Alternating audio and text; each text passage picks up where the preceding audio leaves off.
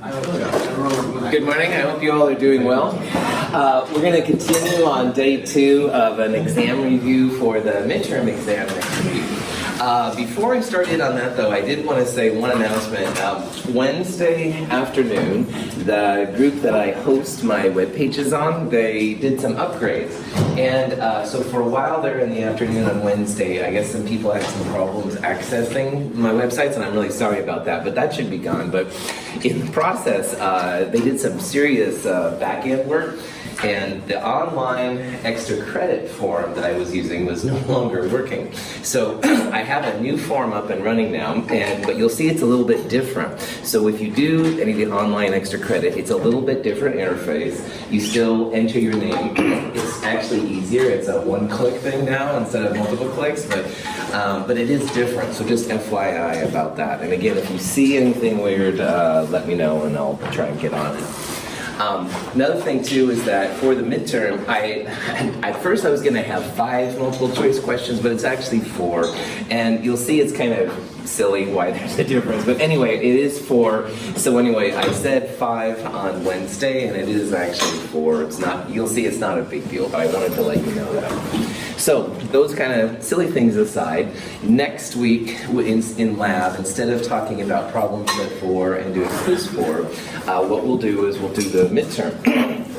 And so when you come on Tuesday or Wednesday, depending on when your lab is, make sure you bring calculator and a pencil. The Scantron you'll need this week, 100 questions total. And again, if you're in Tuesday morning at 8 a.m., the bookstore doesn't open until 8 a.m., so please get your Scantron before, like Monday or something like that. Otherwise, you'll have to go down to the bookstore, wait a few minutes, and you could be working on the exam. Definitely bring the acid-base titrations lab. The exam prep 1 worksheet will be due. That's in the companion right after problem set number 3. It's also online. I can send you a link. And then finally, take-home quiz number 3 will also be due at the time of your lab. So make sure you have that. And again, I won't take that late, so make sure you bring this above all else. Everything else you can turn in late, but the take-home quiz, you've got to turn in then. Everything else is pretty standard from before. It'll go about 2 hours. I should be able to return it next week Friday in lecture with a summary sheet. It'll kind of say how you're doing in the class as of this time. Any questions, that kind of stuff? Cool. We left off on Wednesday with this example, and I want to go back and stuff and do it right. So this is the problem we looked at the end on Wednesday. If you still have your notes and stuff, you can use it, but see if you can figure out the hydronium ion concentration from this hydroxide source, okay? So try to find the hydronium ion concentration from the hydroxide source of sodium hydroxide.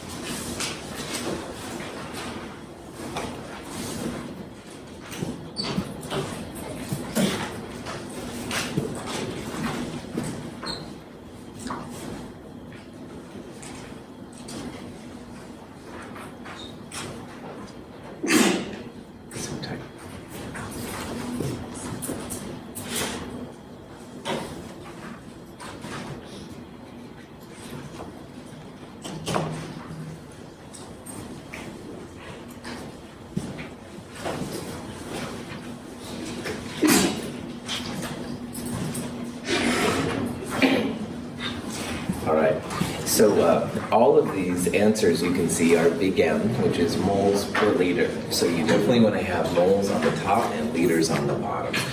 And you can turn grams into moles using the molar mass. So 0.535 divided by 40 will give you the moles. And if you divide by liters, 0.1 liters, all right, the answer you get is this number right here, 0.134. But this number is the hydroxide ion concentration. So sodium hydroxide in water creates sodium ions, which are pH boring, and hydroxide. So this number technically is hydroxide. And to find hydronium, you would go Kw, 10 to the minus 14th, divided by 0.134. So the actual answer is B. As hydroxide goes up, hydronium goes down. And we have a fairly large hydroxide here, so that means your hydronium is going to be really, really small, all right? And it is. So the pH of a base should be very large, basic, which means there's not a lot of acid. Any questions on that?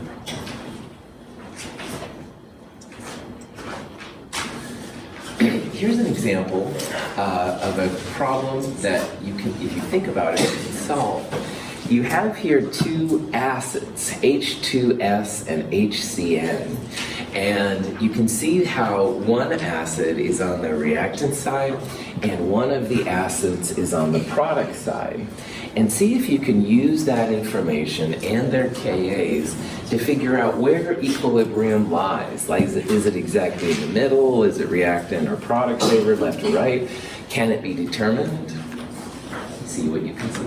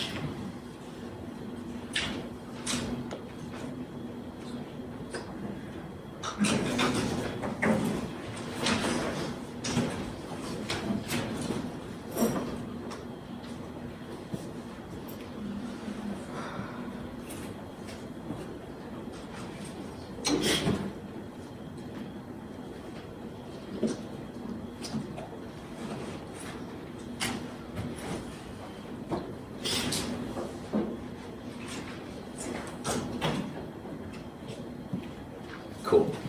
So in a problem like this, the values of K will help you out. K, both of these Kas are less than 1, so that means that both of these acids are weak and they're both reactant-favored acids. But as K gets closer to 1, all right, you become more product-favored. And you can see here that the H2S Ka, 10 to the minus 7, is quite a bit bigger than the Ka for the HCN, 10 to the minus 10. So the 10 to the minus 7 versus 10 to the minus 10 is what I would focus on here. And the stronger acid pushes to the weaker acid. We see this all the time with strong acids and strong bases. They push absolutely in the opposite direction. But in this case then, what we're going to do is we'll look at just these relative Kas. H2S is larger, bigger, stronger acid. H2S is going to push more to the left. It's that 10 to the minus 7 being larger than 10 to the minus 10 thing. And that's how we would predict that this equilibrium will be more on the reactant side than the product side. You could do this with Kb values as well, if you had them. All right. The Kb for the cyanide, the base on this side, is larger than the Kb for the conjugate base, HS minus. That would be another way to see that this is reactant favored. So it's always big K pushing to small k, or the answer will be on the smaller K side if it's something about strength or equal. Yeah? So, problem like this, just look at the exponent, and whichever one's closest to, whichever exponent is the smallest is correct answer? If it was 3 times 10 to the minus 7 and 4 times 10 to the minus 7, I would make you look at the number in front, Anthony, with that one caveat. Absolutely. Okay. Yep, good. Got it. Yeah, I have to cover my bases as the instructor. I'm so sorry. Good. Okay. Good question. Other questions? Yes, Tico. Are we allowed to use that table of base and acids? For No, but I will give you those kind of things, man. So yeah, I worry that the values I give you might be different than on the table. So yeah, so no, you won't be able to use the table, but I will give you it, or I'll give you a way to calculate it. Okay, good. All right. High HCN is a really weak acid, absolutely. Let's see if you can find out what the hydronium concentration is of this weak acid if the concentration is 0.10 moles per liter. So again, this is a weak acid problem, and you're looking for the hydronium.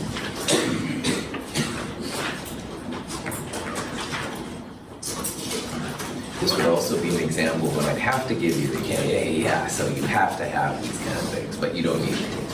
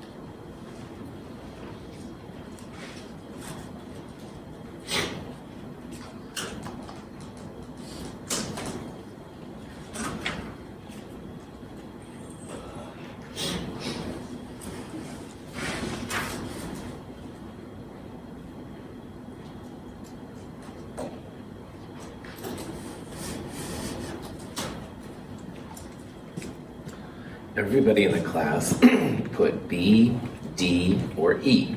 And I appreciate all those answers, all right? Those are all like answers that kind of are possibilities, all right? So I appreciate that.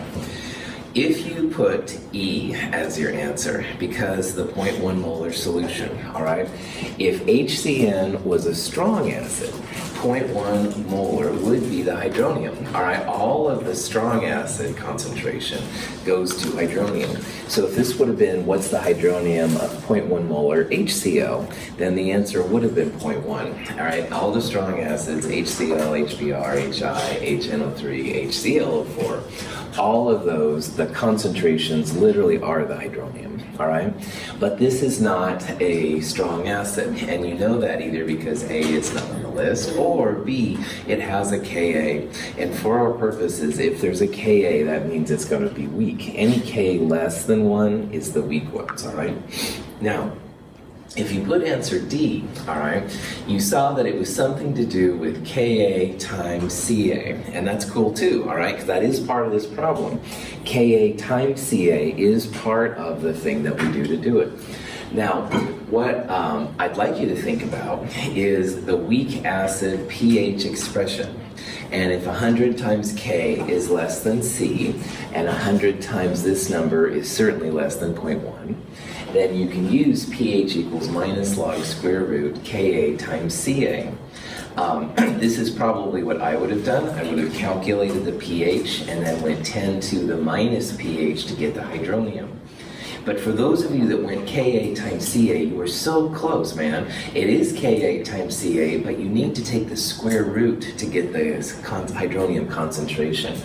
We saw in the problems that when you break the ice table down, hydronium is equal to square root Ka times Ca, not just Ka times Ca. So if you got answer B, pat yourself in the back. Very cool. If you did the other ones, no problem. That's legit too. Acids are acidic, all right? And acids mean your hydronium is going to be less than 7, which means your hydronium should be greater than 10 to the minus 7th moles per liter. 10 to the minus 7th moles per liter hydronium is where pH is neutral, okay? So your answer should be larger than 10 to the minus 7. This isn't much larger than 10 to the minus 7, but because it is larger, it makes your pH acidic, stuff like that. That's another way to kind of verify in the back of your mind that what you did was cool. Any questions on that? Okay. So here's four different combinations of hydronium, hydroxide, and pH. And you have a solution of sodium carbonate, and it's 0.15 molar sodium carbonate, and there's a Kb included. See if you can find which one of those would be the correct combination for this set of conditions. All right, is it A, B, C, or D?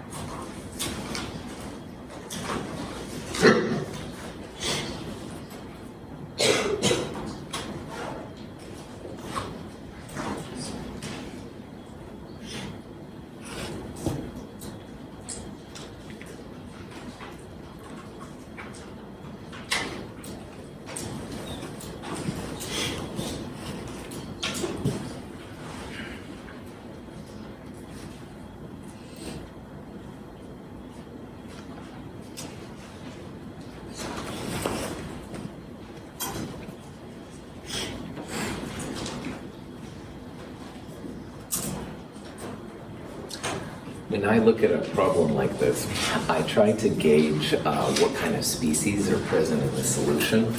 And so when I look at this right away, the B of the KB gets my attention, all right? What does that B mean? Base, all right? So if I know it's a base, I should expect the answer to be basic. So would you expect to have a pH greater than 7 or less than 7? Greater, all right? So on the far right column over here, I would disqualify A and D right away, all right?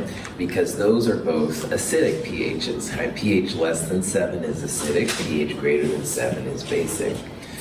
So probably it's going to be B or C. Notice I haven't even touched my calculator yet. I'm just like thinking out loud here, basically. Now, as a base, all right, if you compare hydronium to hydroxide, should you have more hydroxide and less hydronium, or more hydronium and less hydroxide? More hydroxide, all right? Base means that hydroxide will be greater than hydronium. And so if you look at these two answers, you can see that the numbers here are essentially flip-flopped. This one right here has a higher hydroxide than this one right here. This one has a higher hydronium, this number, than this one right here. So let's make a forward idea that B is the answer. It has a basic pH, and we know we're dealing with a base, and it has more hydroxide than it has hydronium, all right? So let's make a prediction that B is right. Now, to actually confirm that, what I would do is I would start with the weak base expression, pH equals 14 plus log square root KB times CB. 100 times K is less than C, so you're justified in using it. That'll give you the first number, and from there you can go pH to hydronium. 10 to the minus pH would give you the hydronium. And sure enough, it does come out to be B, big surprise, all right. Anyway, pH here, you can see the math, 14 plus log square root KB times CB, 11.75. Hydronium, 10 to the minus pH. And then hydroxide, you could go Kw divided by hydronium. You could also figure out POH and do that track if you want to. So sometimes just thinking about the answers will help you to make sense if it's reasonable or not. I keep pushing the idea, I know, but sometimes it helps and stuff with me. Any questions on that? Here are 4 acids. And you may not have heard of any of them, which is okay, but you see they all have an A, okay? So again, the A of Ka means acid, the B would mean base here. And these are listed by pKa. So see if you can put these in order of increasing acid strength. Think about what a P scale means and think about which one of those would be strongest and which ones would be weakest.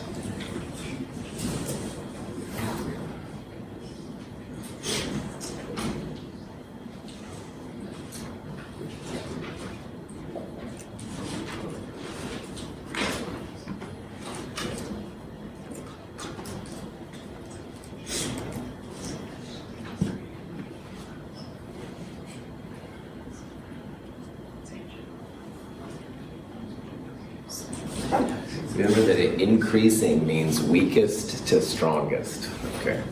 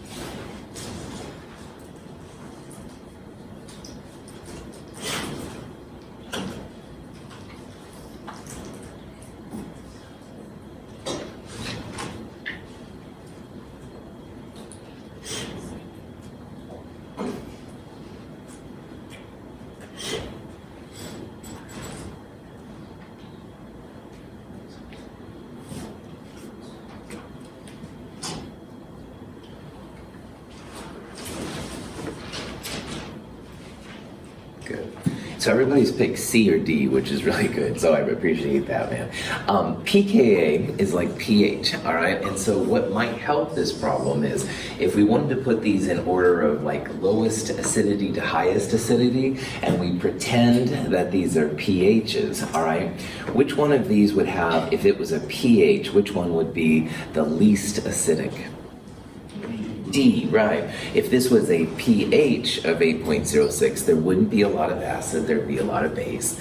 On the other hand, if this was a pH of 2.98, all right, that would be the most acid present, all right? It would be the smallest pH. pKa and pH follow the same thing. It's that negative log kind of thing of action. Now, Ka is what you want, is you want the Ka largest, closest to 1, all right? And the weakest would be the Ka that's smallest. And all of these, to figure out what the Ka would be, it's like 10 to the power of negative pKa. So roughly this would be like a 10 to the minus 8th Ka, and this would be something around 10 to the minus 3. So in terms of Kas, what you can see here is that as pKa goes down, your Kas go up. So what you want to do then is the order here, you want the biggest pKa first, because biggest pKa means smallest Ka. 10 to the minus 8 would be the smallest of these.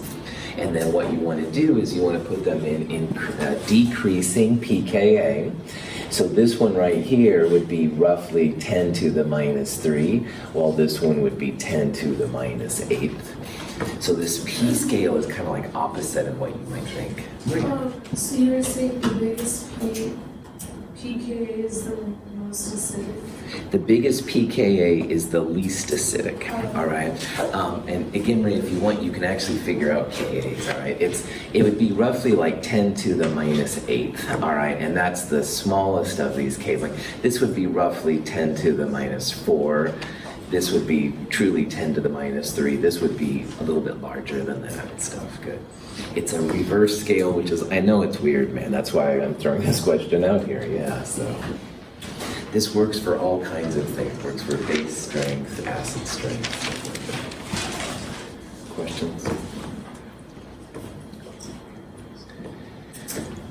Here are 5 different species, and see if you can classify each one of them as a Lewis acid or a Lewis base. And answer is, although it is true, it's not really the right answer here, so please don't put it down, despite my best efforts.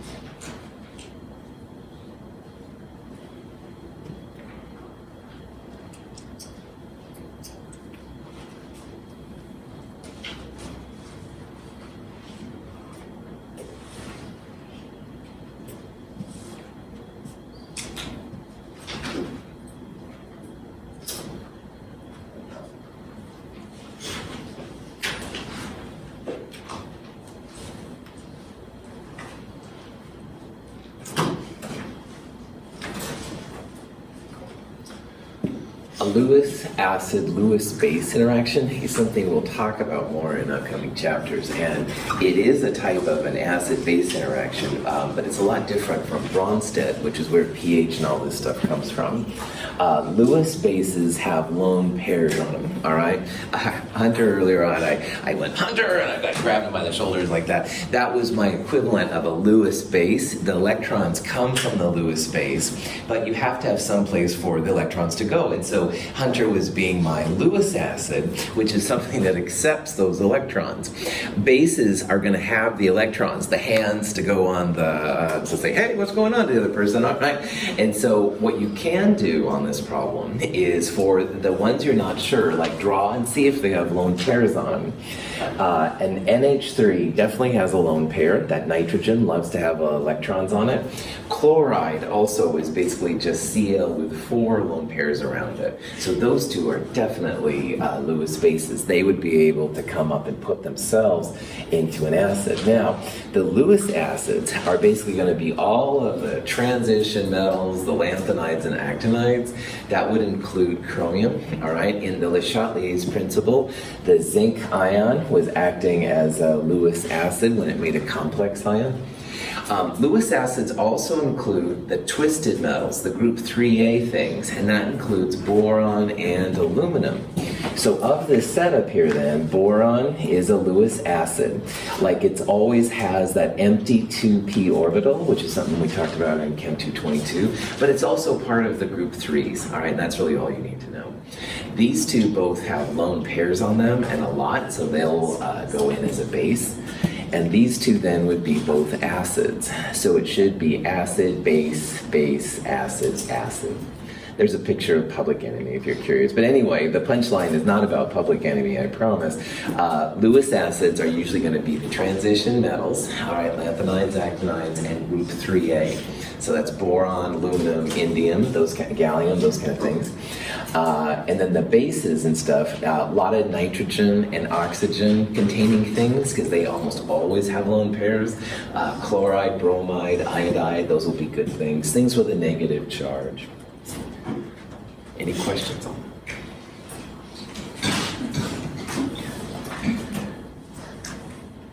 Here's another kind of a problem that you might see. You've got a solution of ammonium chloride sitting around, and you want to know what's going to happen as you add some ammonia. Like what's going to happen to the pH? Go up, go down, no effect, can't tell. See if you can tell.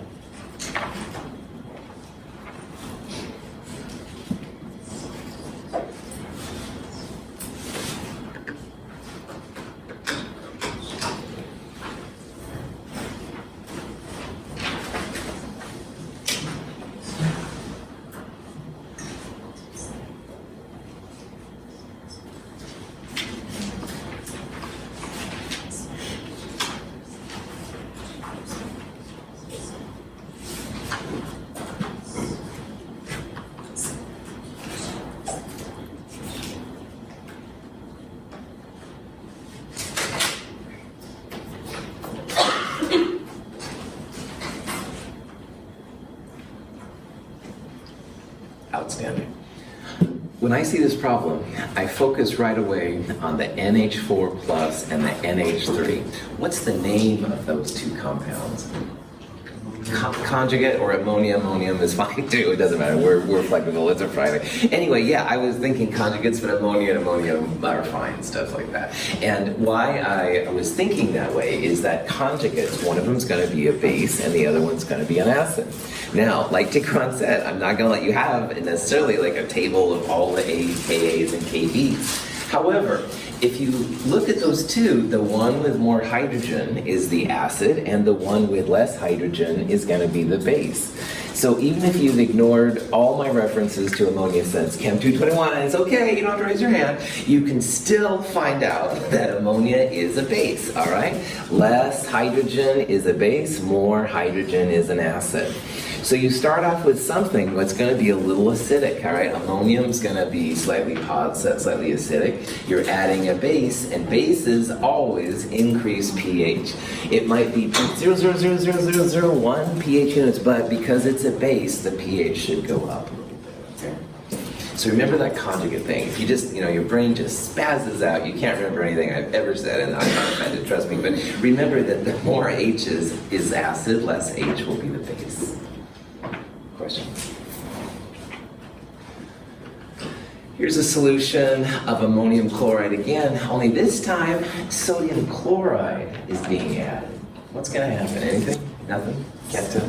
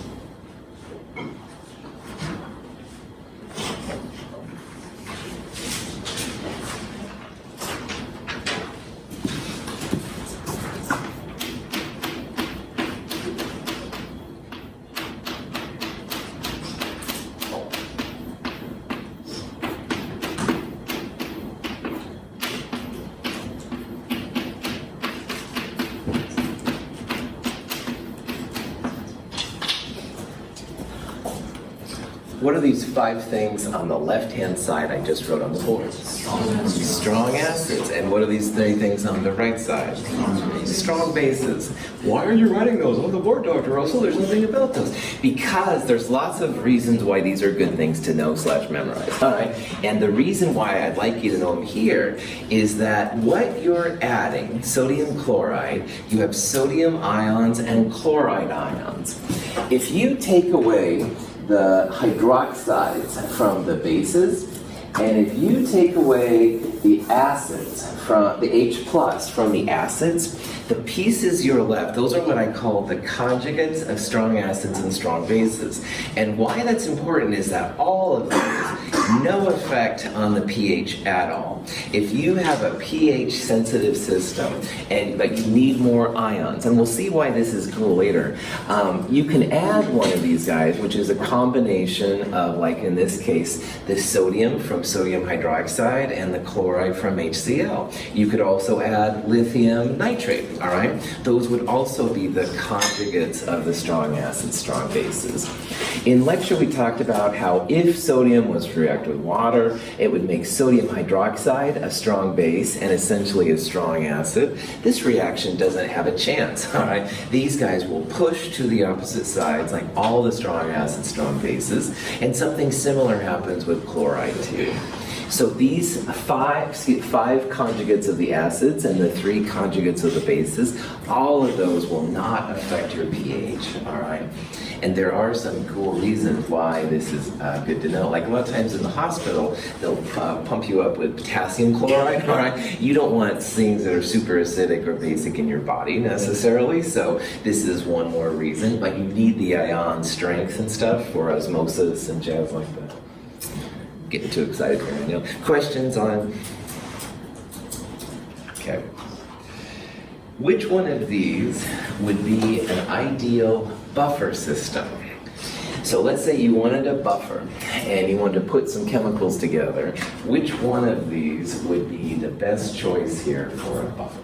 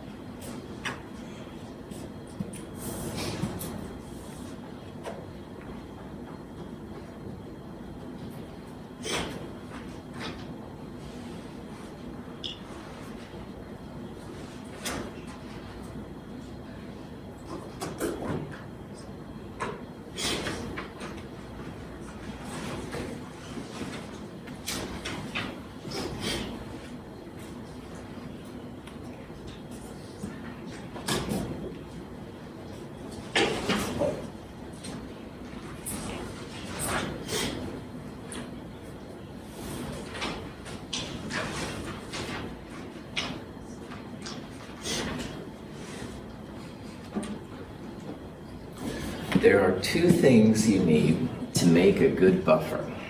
Does anybody know either one? Think. Acid and base. Good, they have to be an acid and base. Ah, good. The first one is you have to have an acid with its conjugate base or a base with its conjugate acid. Absolutely. What's the other thing?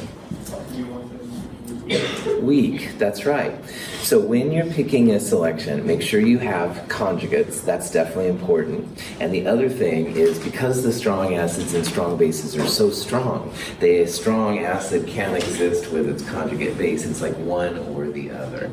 So as you go through this list, anytime you see one of the strong acids or one of the strong bases, pull it out. All right, so none of your buffers should have any HCl. They shouldn't have any sodium hydroxide.